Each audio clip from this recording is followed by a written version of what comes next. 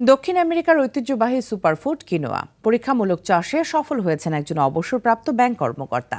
উপজেলার মাটিতে প্রথমবারের মতো কিনোয়া চাষে সফলতা দেখে গ্রামের অনেকেই চাষের আগ্রহ প্রকাশ করেছেন। অন্যদিকে নড়াইলে শিম চাষে বদলেছে কৃষকের ভাগ্য। কম খরচে অধিক লাভ ও ভালো বাজার দর পাওয়ায় জেলা জুড়ে বাড়ছে এই সবজি চাষের পরিধি। প্রতিনিধিদের পাঠানো তথ্যচিত্রে আরও জানাচ্ছেন আপনার মাহি। শিয়া বাটার ও ভিটামিন ই সমৃদ্ধ লিলি বিউটি সোপ, তারুণ্যময় উজ্জ্বল ত্বকের জন্য। সারিয়াকান্দি উপজেলার দেলুয়াবাড়ি গ্রামের বাসিন্দা আব্দুল হান্নান ব্যাংকার পেশা থেকে অবসরে গিয়ে কিনোয়া চাষে বাজিমাত করেছেন তিনি। ইউটিউব দেখে প্রায় 12 শতক জমিতে শখের বশে এই ফসল চাষ করেন। নিজে খাওয়ার জন্য চাষ করলেও বাজারে উচ্চ মূল্য থাকায় আগামীতে বাণিজ্যিকভাবে চাষ করার স্বপ্ন তার। আমি কৃষি ব্যাংকে জব করতাম, এখন গ্রামের বাড়িতে থাকি। আমি ইউটিউব দেখেই উদ্বুদ্ধ হয়েছি যে এটা করা দরকার। আমারও চয়েস হয়েছে, খুব লাভজনক। এটা আমি আগামীতে আরো 40-50 শতাংশ আমি করব।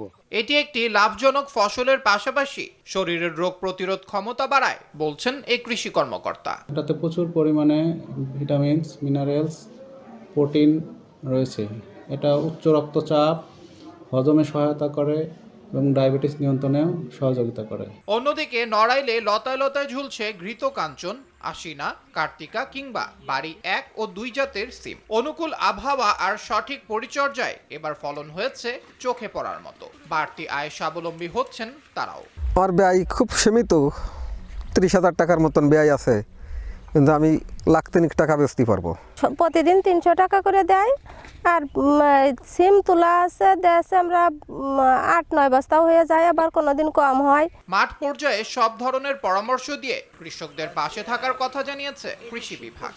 সিমের দামও এখন ভালো, কৃষকরা আশাবাদী তাদের এই পরিশ্রম সার্থক হবে এবং তারা লাভবান হবে। আবরার মাহি, RTV।